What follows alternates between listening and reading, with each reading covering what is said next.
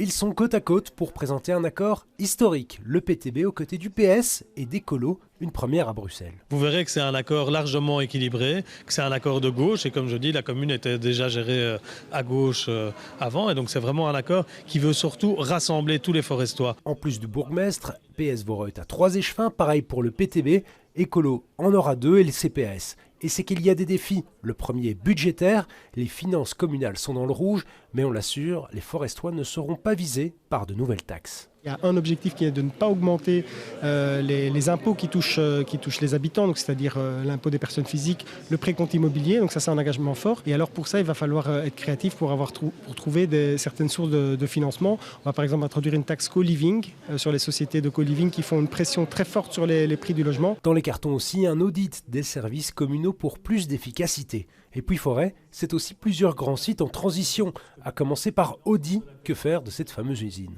Dans notre accord de majorité, on demande à la région de faire une réelle étude prospective. Parce qu'il est important de regarder ce qui est bon pour les forestois, mais ce qui est bon aussi pour la région. Et c'est important de maintenir un avenir industriel à ce site. Autre point d'intérêt, le BEMT, le projet de stade de l'Union reste dans les cartons, sous condition. C'est-à-dire les balises en termes d'accessibilité aux espaces sportifs, mais aussi le respect des limites planétaires et la prise en compte du risque hydraulique sur ce territoire-là. Côté mobilité, la compétence reste chez les Verts, les mailles sont toujours d'actualité. On a 3 quartiers apaisés dans les tiroirs à Forêt et qui commencent tout doucement à être mis en œuvre et on va continuer de façon la mieux concertée possible en redoublant encore nos efforts de participation avec les riverains, les riveraines et les acteurs économiques sur le territoire. Bref, un programme chargé, les rouages sont-ils bien où il est pour cette nouvelle majorité inédite? Première réponse dès dimanche avec l'installation du nouveau conseil communal.